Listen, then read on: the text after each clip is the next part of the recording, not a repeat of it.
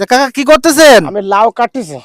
তো এই যে পুকুরের উপরে দেখছি আপনি এই যে লাউর বান দিয়ে লাউ গাছ লাগাইছেন, কতদিন যাবত করছেন এগুলো? এ প্রায় 2 মাস।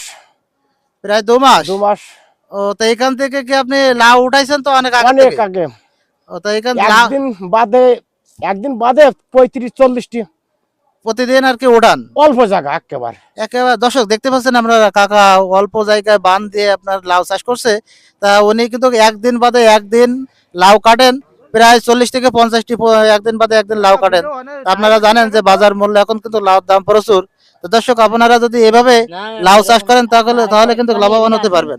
তা ভাই এখান থেকে কি আপনারা এই যে লাউ উঠান 2 মাসে প্রায় তো মানে লাখখানি টাকা লাউ উঠে গেছে। তা তো তা দর্শক আপনারা দেখছেন যে ভাই এইভাবে লাউ চাষ করে কিন্তু আসলে লাখপতি হয়েছে।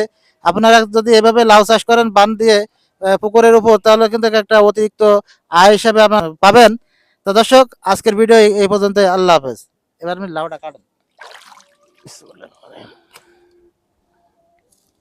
আসলে এ তো খুব লাভজনক, কোনো খরচ না তো, বুঝলেন, কোনো খরচ না।